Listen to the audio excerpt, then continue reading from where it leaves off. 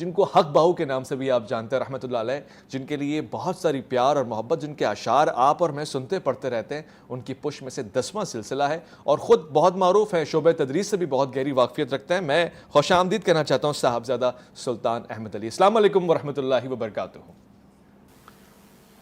وعلیکم السلام اویس ربانی صاحب، بہت شکریہ۔ آپ سے ہی آج آغاز کرتے ہیں، یہ بتائیے کہ تصوف ہے کیا، اس کی حقیقت کیا ہے، اسے کہتے کیا ہے، اس کی ڈیفینیشن کیا ہے، اور اس کا وجود کہاں سے آیا؟ جی بہت شکریہ۔ میں ابتدا میں تو یہ عرض کرنا چاہوں گا کہ ہر چیز اپنی جو نتیجے سے پہچانی جاتی ہے، قرآن مجید میں بہت سے ایسے امور ہیں جن کی اللہ تبارک و تعالیٰ نے تحسین فرمائی، اور ایسے لوگ جو وہ امور سر انجام دیتے ہیں ان کے لیے بشارات قرآن مجید میں دی گئی ہیں۔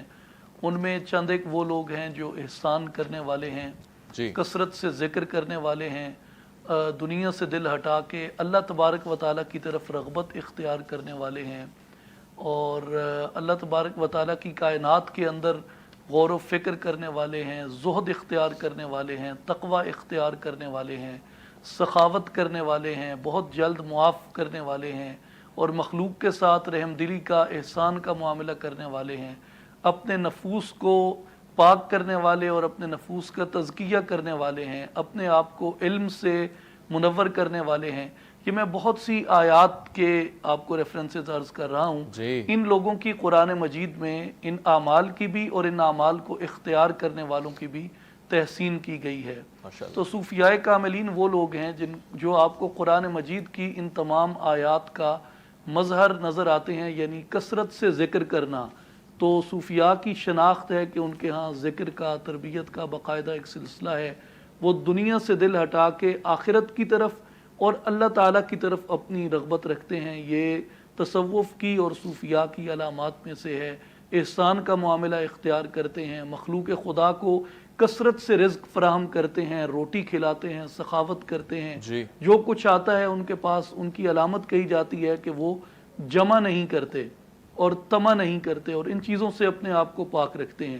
ایک تو بنیادی یہ ان کے خواص ہیں جو ایمان کے خواص کے طور پہ بیان کیے گئے، لیکن امت اسلامی میں اس شعبے کو تصوف کے حوالے سے جب ہم کہتے ہیں تو اصطلاح تصوف کے بھی کئی معانی اختیار کیے گئے۔ ایک اس کا معنی جو ہے وہ یہ بیان کیا گیا کہ جو دل کو صاف کرے، اور دل کو صاف کرنے کا نام تصوف ہے۔ دوسرا اس کو کہا گیا کہ جو اصحاب صفہ کے راستے پہ چلتا ہے، یعنی وہ ایک طرف ایک چبوترے پہ بیٹھ کے وہ اپنے اخلاق کی اور اپنے روحانی معاملات کی بہتری کی کوشش کرتے تھے، اور سرکار رسالت مآب صلی اللہ علیہ وآلہ وسلم سے تلقین حاصل کرتے تھے۔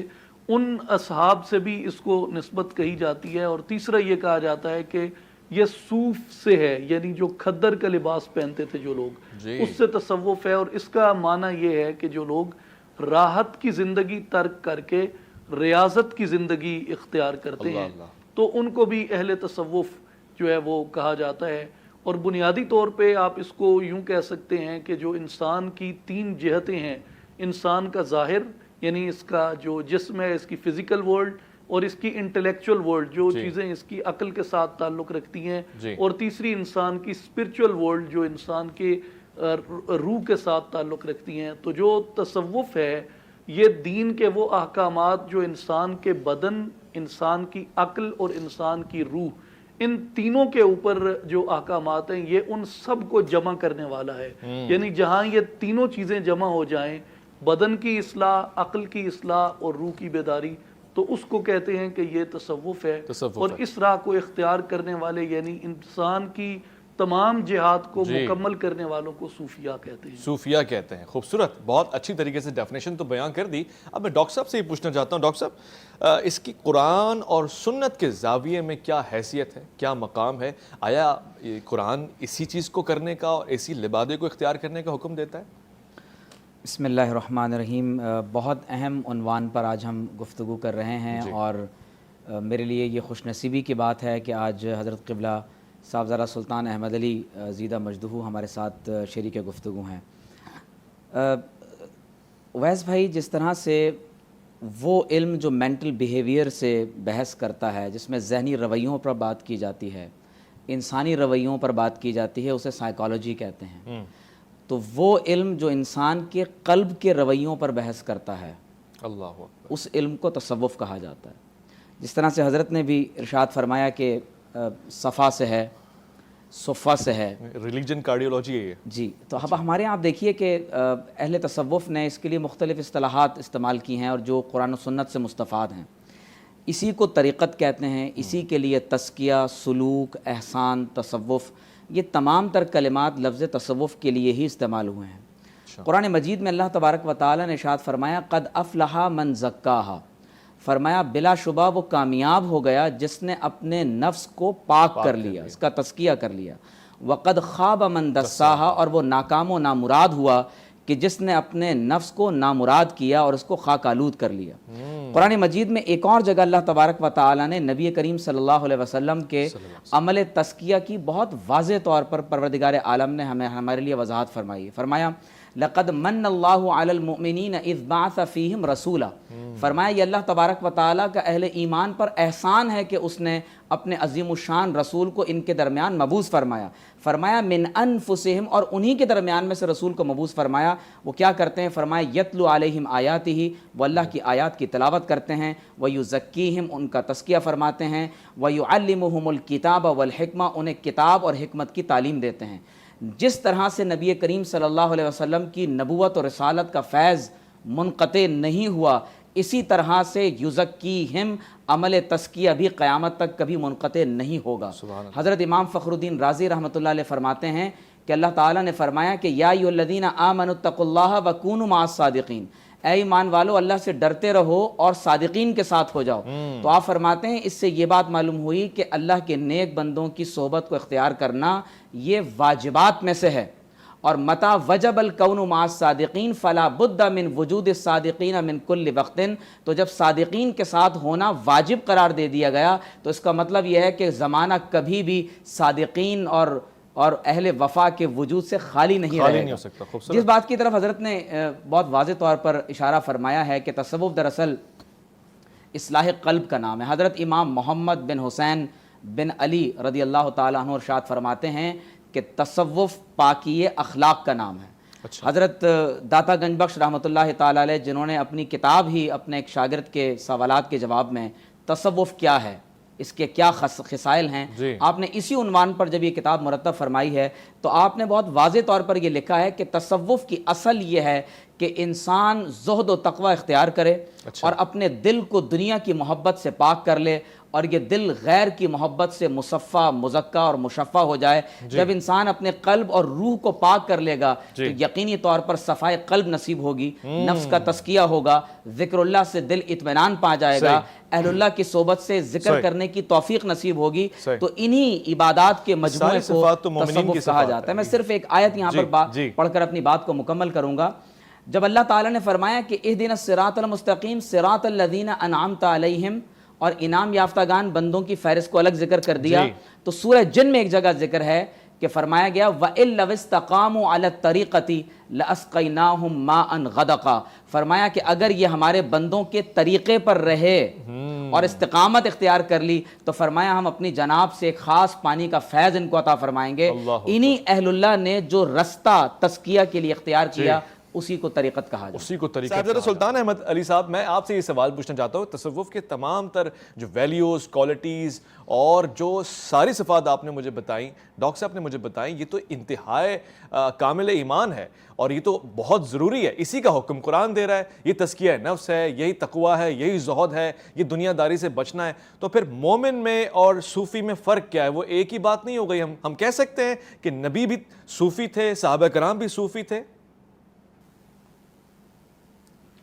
جی، چونکہ اصطلاح میں ویسے تو آپ کی جو جس طریقے سے آپ نے نتائج اخذ کیے ہیں میں آپ کو اپریشیٹ کیے بغیر نہیں رہ سکتا، لیکن اصطلاحات کا اپنا ایک نظام ہے، اس میں شاید مرتبے کے اعتبار سے اور اگر جس کو حسب حفظ مراتب بھی کہتے ہیں اس کے مطابق یہ کہنا درست نہ ہو۔ باقی یہ علم الکلام سے یہ چیز ڈیل کرے گی تو اس کی ایکسپرٹی ڈاکٹر عمیر محمود صدیقی صاحب رکھتے ہیں، وہ ارشاد فرمائیں گے، لیکن مجھے ایک قول یاد آ رہا ہے سیدنا شیخ عبد القادر جیلانی رحمۃ اللہ علیہ کا، جنہوں نے یہ فرمایا تھا کہ میرے درجے کے اگر ہزاروں صوفیاء بھی جمع کر لیے جائیں تو وہ ایک صحابی رسول صلی اللہ علیہ وآلہ وسلم کے پاؤں کی گرد کو بھی نہیں پہنچ سکتے۔ اس اعتبار سے صحابہ کا جو رتبہ ہے وہ عام طور پہ صوفیاء سے بلند سمجھا جاتا ہے، اور صحابی وہ ہے جس کو نبی آخر الزمان صلی اللہ علیہ وآلہ وسلم کی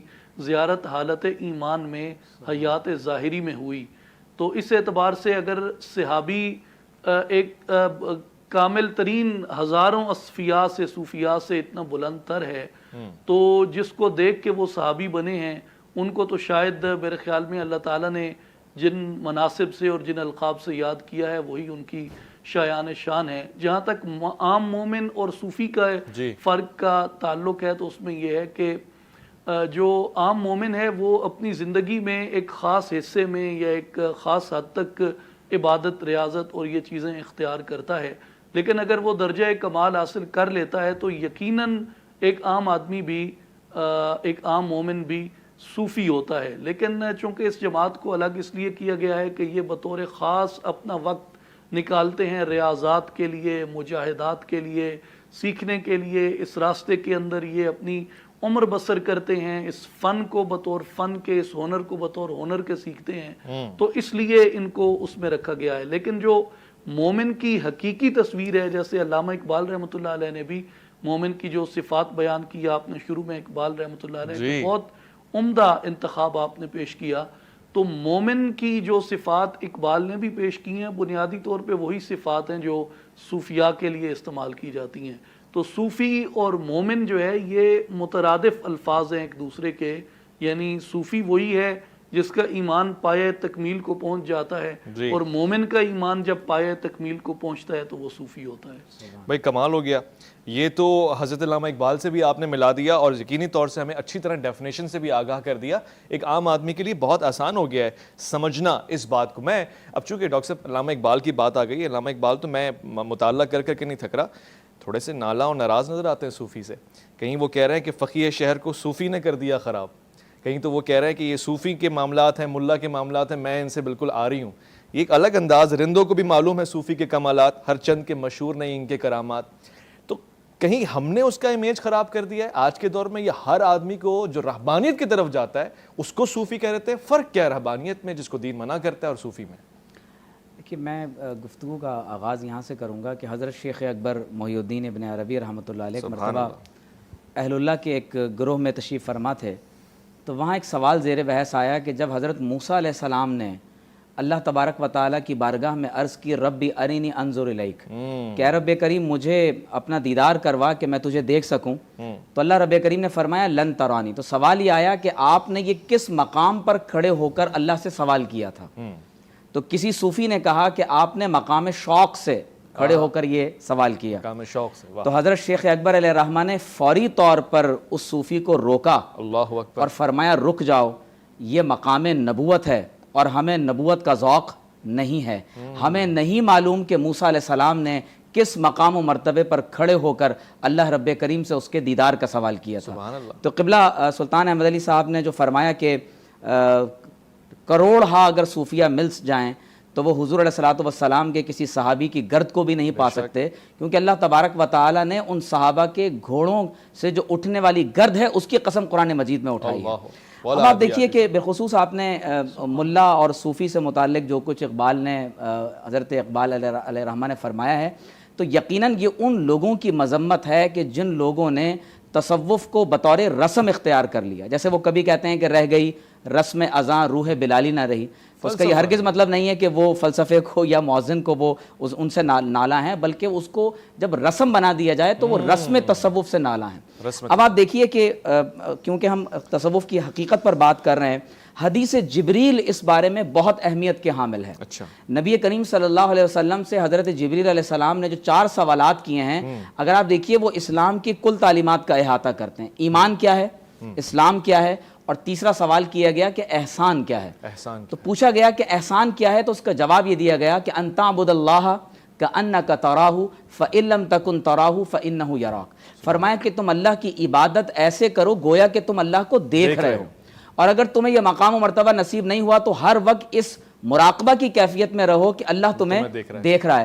کل تصوف کی تعلیم کا خلاصہ یہی ہے کہ انسان کی پوری زندگی اس طرح اللہ تعالیٰ کے ذکر میں رچ بس جائے کہ انسان اس قدر کثرت سے ذکر کرنے والا ہو جائے کہ اس کا اٹھنا بیٹھنا جاگنا کھانا پینا یہاں تک کہ سونا بھی, کہ حضور علیہ السلام نے فرمایا آئینہ یا تنامانی ولا ینام قلبی, کہ میری دونوں آنکھیں سوتی ہیں میرا قلب جاگتا رہتا ہے. تو جب انسان کی پوری زندگی عبادت سے تعبیر ہو جائے اور یہ عبادت ایسی ہو جائے کہ یا تو مشاہدے کی کیفیت ہو یا مراقبہ کی کیفیت ہو, اسی کیفیت احسان کو تصوف کہا جاتا ہے. اب آپ دیکھیے کہ حدیث شریف میں آپ صلی اللہ علیہ وسلم نے فرمایا کہ خبردار انسان کے جسم میں گوشت کا ٹکڑا ہوتا ہے, اگر اس کی اصلاح ہو جائے تو پورے جسم کی اصلاح ہو جاتی ہے, اور اگر اس میں فساد پیدا ہو جائے تو پورے وجود میں فساد برپا ہو جاتا ہے. فرمایا الا وہی القلب, فرمایا خبردار وہ تمہارا دل ہے.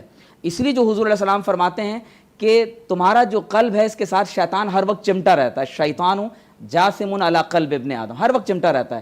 جب انسان اللہ کا ذکر کرتا ہے تو وہ دور ہو جاتا ہے, جب انسان اللہ کے ذکر سے غافل ہوتا ہے تو وہ پھر وسوسہ انگیزی شروع کرتا ہے. تو میں یہ سمجھتا ہوں کہ علامہ اقبال نے یا ہمارے جن بزرگوں نے صوفی ازم کی یا صوفی کی مذمت کی ہے وہ رسم تصوف ہے کہ جس کی حقیقت کو لوگوں نے بھلا دیا. ورنہ علامہ اقبال نے خود اپنے متعدد اشعار کے اندر تصوف کی حمایت اور صوفیہ کے بارے میں کبھی ان کی نگاہ بلند ہونے کی بات کی ہے, کبھی جہاں پرسوز ہونے کی بات کرتے ہیں, کبھی وہ فرماتے ہیں کہ تیری نگاہ سے دل سینوں میں کانپتے تھے, کھو گیا ہے تیرا جذب قلندرانہ. تو یہ تمام تر باتیں انہی صوفیہ کے لیے ہیں کہ جنہوں نے تصوف کی حقیقت کو اختیار کیا. حقیقت کو کیا ہے؟ دین کو اختیار کر کے دنیا کو دور اور کر لینا چاہیے اور سب سے الگ ہو کے جنگلوں میں جا کے بیٹھ جانا چاہیے, اس کا نام تصوف ہے؟ یا پھر بیچ میدان میں رہ کر مرد مجاہد بن کر اللہ اکبر کا نعرہ لگانا, اس کا نام تصوف ہے؟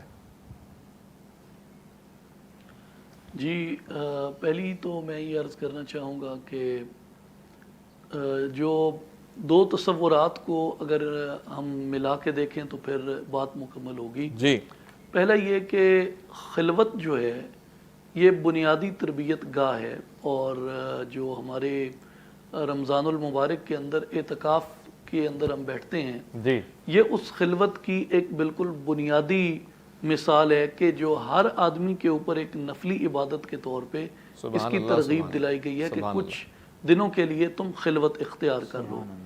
اور جو اس میں ایکسل کرنا چاہتے ہیں, اس میں آگے بڑھنا چاہتے ہیں, ان کے لیے یہ اجازت ہے کہ وہ اپنے اعتکاف کو طویل بھی کر سکتے ہیں. تو جو صوفیاء کاملین ہیں وہ ایک خاص وقت کے لیے ضرور خلوت اختیار کرتے ہیں, اور خلوت اختیار کرنے کا جو سبق ہے یہ آپ کو سرکار رسالت مآب صلی اللہ علیہ وآلہ وسلم کی زندگی مبارک میں بھی نظر آتا ہے, جسے علامہ اقبال رحمۃ اللہ علیہ کو آپ کوٹ کر رہے تھے.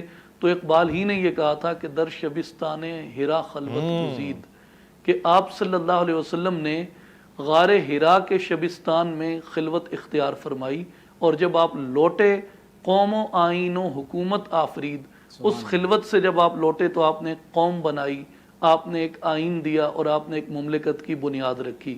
صوفی جب تربیت کے مرحلے میں ہوتا ہے تو وہ خلوت اختیار کرتا ہے بالکل سنت نبوی کے عین مطابق, لیکن جب وہ اپنی منازل کو اپنے مقامات کو طے کر چکتا ہے تو پھر آپ یعنی بڑے سے بڑے صوفیاء کی آپ مثال دیں گے. ان میں جو ورسٹ کیس سنیریو ہے ظاہر ہے اس کو ڈسکس نہیں کریں گے کیونکہ وہ تو علمی دیانت نہیں ہوگی. آپ سیدنا شیخ عبد القادر جیلانی رحمۃ اللہ علیہ کی مثال لے لیں, جنید بغدادی کی مثال لے لیں, یہ سب وہ لوگ ہیں جب یہ اپنی خلوت, اپنی تلقین, تدریس, تعلیم مکمل کر لی انہوں نے, تو پھر یہ وہاں آ کے بیٹھے جو اپنے اپنے زمانوں میں علم کے سب سے بڑے مراکز تھے. یعنی شیخ ابن عربی کو دیکھیں, وہ قونیہ میں جا کے مدرسہ قائم کرتے ہیں, وہ مکۃ المکرمہ میں آ کے بیٹھتے ہیں, وہ دمشق میں جا کے بیٹھتے ہیں, اور اسی طرح نظام الدین اولیاء کو دیکھیں, وہ دلی کے اندر جا کے بیٹھتے ہیں. یعنی right in the helm of affairs, جہاں سے سلطنتیں چل رہی ہیں, جہاں سے امپائرز چل رہی ہیں, وہاں جا کے بیٹھتے ہیں. سیدنا شیخ عبد القادر جیلانی رحمۃ اللہ علیہ بغداد کے اندر جا کے بیٹھتے ہیں, جو کہ خلافت کا اس وقت دار الخلافہ تھا.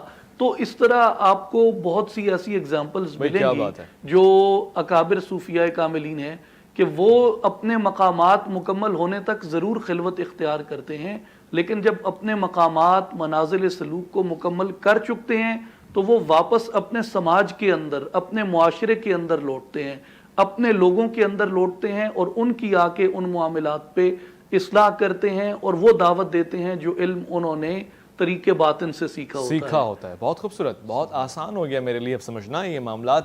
اب تک جو بہت زیادہ اہمیت کے حامل تھے بتدریج سمجھتے سمجھ رہے ہیں سارے لوگ، میں اور آپ بھی۔ اب شیخ ابن عربی رحمۃ اللہ علیہ کا ذکر کیا آپ نے، تو ڈاکٹر صاحب میں نے سنا ہے ابھی جو ریسنٹلی آپ نے کتاب لکھی انہی کے اوپر لکھی اور لے کر بھی آئے ہیں آپ ماشاءاللہ۔ جی کتاب بھی میں ساتھ لے کر آیا ہوں، اور ارادہ یہ ہے کہ اگر آپ اجازت دیں تو آپ کو پیش جی کی جائے۔ شکریہ، اور جزاک اس اللہ۔ میں یقیناً اس میں بھی تصوف کے حوالے سے ساری باتیں ہوں گی اس میں یقیناً۔ حضرت شیخ اکبر علیہ رحمہ کی حیات طیبہ پر اور اہل علم نے آپ کے بارے میں کیا ارشادات فرمائے، اور خاص طور پر جو آپ کا تصور نبوت اور ختم نبوت ہے اس سے متعلق اس میں آپ کی تعلیمات کا ذکر ہے۔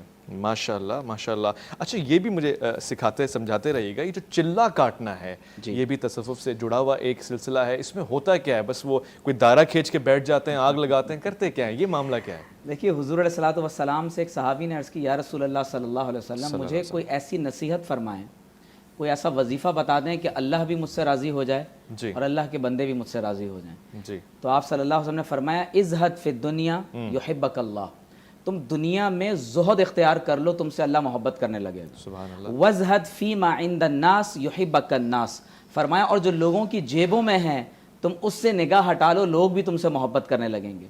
تو اہل تصوف کا طریقہ یہ ہے کہ وہ جب زیر تربیت ہوتے ہیں، اچھا جس طرح حضرت نے بھی اشارہ فرمایا کہ جب وہ زیر تربیت ہوتے ہیں، جو جس طرح انسان رمضان میں معتکف ہو جاتا ہے، وہ اپنی زندگی کے کچھ حصے میں زہد اور تقوی کو اختیار کرنے کے لیے ایک ایسی تربیتی مرحلے سے گزرتے ہیں کہ جس میں وہ کوشش کرتے ہیں کہ اپنے آپ کو اس دنیا، مادی دنیا کی لذات سے کچھ دیر کے لیے روک لیں۔ تو اس تربیت کے مرحلے سے گزرتے ہوئے وہ چلہ کشی کرتے ہیں، جس کا مطلب یہ ہے کسی خاص مقام پر معتکف ہو جانا، وہاں عبادت اور ریاضت کرنا، جس کو قرآن نے کہا وَاذْكُرِ اسْمَ رَبِّكَ وَتَبَتَّلْ إِلَيْهِ تَبْتِيلًا، کہ تم اپنے رب کا نام لے کر اس کا ذکر کرتے رہو اور سب سے الگ تھلگ ہو کر اس کا ذکر کیا کرو۔ تو جب کوئی غار ہرا کی سنت ادا کرتا ہے، شریعت کی پابندی کرتا ہے، اللہ کا ذکر کثرت سے کرتا ہے، صحبت صالحین کو اختیار کرتا ہے اور اپنی ذات میں ڈوب کر اپنے نفس کو جان کر رب کی پہچان تک خود شناسی سے خدا شناسی کا سفر طے کرتا ہے، تو اسی کو ہمارے ہاں بزرگوں نے تصوف کہا ہے۔ ٹھیک ہو گیا۔ میں جاتے جاتے صاحبزادہ سلطان احمد علی صاحب سے بھی یہ سوال پوچھنا چاہتا ہوں، یہ چونکہ بہت ہی نازک سا سوال ہے، یہ عام طور سے معاشرے کا ایک رجحان بن گیا ہے کہ جی کچھ لوگ بننے کی کوشش کرتے ہیں اور وہ ہوتے نہیں ہیں۔ اچھا یہاں پہ ایک کیفیت بھی میرے سامنے، بہت سے لوگوں کے بارے میں کہا جاتا ہے جی مجذوب ہیں، حالت جذب میں ہیں، اور یہاں پر کچھ لوگ ایسے بھی مثال کے طور پہ پیش کیے جاتے ہیں جی وہ برہنہ جا رہے ہیں، لباس نہیں ہے ان کے جسم پہ، تو یہ بھی تصوف ہی کی ایک شاخ ہے، قابل قبول ہے، اس کے بارے میں کیا رائے ہے؟ سر دیکھیں، میں اس تصوف کے قبیل سے تعلق رکھتا ہوں جس میں پابندی شریعت کو لازم کہا گیا ہے۔ سبحان اللہ سبحان اللہ۔ اور اگر کوئی بھی ایسا آدمی جو شریعت سے ہٹ کے کوئی عمل یا اقدام اختیار کرتا ہے، ہمارا جو پورا سلسلہ ہے سیدنا جنید بغدادی رحمۃ اللہ علیہ سے لے کے حضرت سلطان باہو رحمۃ اللہ علیہ تک، یہ سارا اس علمی روایت سے جڑا ہے جو اس طرح کی حرکات اور اس طرح کی سکنات کی وہ شدید الفاظ میں مذمت کرتے ہیں، اور اس طرح کے صوفیوں سے وہ ساری زندگی خود بھی بچ کے رہے اور اپنے بعد آنے والوں کو بھی وہ اسی چیز کی تلقین کرتے گئے کہ جب حق کو اور باطل کو پہچاننا ہو تو اس کا جو معیار ہے وہ شرع محمدی صلی اللہ علیہ وآلہ وسلم ہے۔ اور یہاں تک کہا گیا ہے کہ اگر تم کسی کو دیکھو کہ اس کے وجود سے کرامات کا ظہور ہو رہا ہے، وہ ہوا میں اڑ رہا ہے، آگ کو کھا رہا ہے، پانی کی سطح پہ مسلح ڈال کے بیٹھا ہوا ہے، لیکن وہ خلاف شریعت احکام کی پیروی کرتا ہے، تو وہ کہتے ہیں کہ سمجھ لو وہ شیطان کا پیروکار ہے، وہ رحمان کا بندہ نہیں ہے، کیونکہ جو رحمان کا بندہ ہوگا وہ محمد عربی صلی اللہ علیہ وآلہ وسلم کی شریعت کا پیرو ہوگا۔ ایک میں آپ کی اجازت سے یہاں پہ یہ ایڈ کرنا چاہتا ہوں اپنی اختصار کے ساتھ، کہ جو لوگ اس طرح کی کیفیات میں ہوتے ہیں کہ یہ مجذوب ہیں یا یہ کیا ہے، اصل تو ان کا معاملہ جو ہے وہ اللہ تعالیٰ دیکھیں گے بندے نے اپنی جب جان دینی ہے اور اس نے اس کے بعد قبر کے اندر جانا ہے، لیکن اس میں بہت زیادہ جو ہے وہ چونکہ لوگ بناوٹ کو یا اس طرح کی حرکات کو عام عوام پسند کرتی ہے.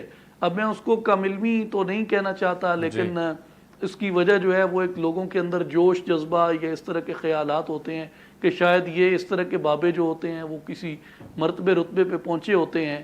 تو جو بھی کسی مرتبے رتبے پہ پہنچا ہوگا اس کی سب سے بڑی نشانی یہ ہوگی کہ وہ لباس شریعت اوڑھے گا اور وہ کلمہ کہے گا جو شریعت کے موافق ہوگا اور وہ عمل سر انجام دے گا جس سے لوگوں کے دلوں میں رسول پاک کی سنت زندہ ہوگی اور رسول پاک کی محبت زندہ ہوگی. سبحان اللہ، یہ صوفی سبحان کی اللہ، نشانی ہے. سبحان اللہ. بھائی کیا بات ہے، آج تو میں علم اور حدت محسوس کر رہا ہوں، اور بہت ساری علمی باتیں جو اس سے پہلے مجھے نہیں معلوم تھی. ڈاکٹر صاحب جاتے جاتے ایک اور سوال پوچھ کے جاؤں گا تبرکاً لطفاً. یہ غوث، قطب، ابدال، یہ جو درجے ہیں، یہ درجات کس حیثیت میں ملتے ہیں؟ اس کا تعلق بھی تصوف سے، کون بڑا کون چھوٹا، کیا معاملات ہیں؟ دیکھیے ہمارے ہاں بزرگوں نے اپنے تجربات کی بنیاد پر تصوف میں بعض مراتب کا ذکر کیا ہے. جی. اور خاص طور پر کیونکہ شیخ کا بھی ذکر ہوا تو سب سے زیادہ تاریخ میں جس شخصیت نے ان اولیاء کے مراتب کو بیان کیا ہے تو وہ شیخ اکبر محی الدین ابن عربی رحمۃ اللہ علیہ کے ذات اقدس ہے. میں اس کی مثال آپ کے سامنے پیش کرتا ہوں. جی. آپ صلی اللہ علیہ وسلم نے فرمایا کہ مفردون آگے بڑھ گئے. تو پوچھا گیا یا رسول اللہ صلی اللہ علیہ وسلم یہ کون افراد ہیں؟ جی. تو آپ صلی اللہ علیہ وسلم نے فرمایا اللہ تعالیٰ کا ذکر کثیر کرنے والے مرد اور ذکر کثیر کرنے والی عورتیں. اسی طرح عباد الرحمن کی صفات قرآن مجید میں الگ بیان کی گئی ہیں. تو غوث یا قطب، دراصل قطب کہتے ہیں چکی کی اس کیل کو جس کے گرد وہ چکی گھومتی ہے. اچھا، سبحان اللہ. اسی طرح وہ اہل اللہ جو مرجے ہوں اپنے زمانے کے، جن کی طرف تمام اہل طریقت و شریعت رجوع کرتے ہوں، انہیں قطب کہا جاتا ہے. صحیح. تو یہ بزرگوں کا ایک مقام اور مرتبہ ہے، اور میرا خیال ہے کہ ہمیں ان بزرگوں کی باتوں کا ادب اور احترام کرنا چاہیے.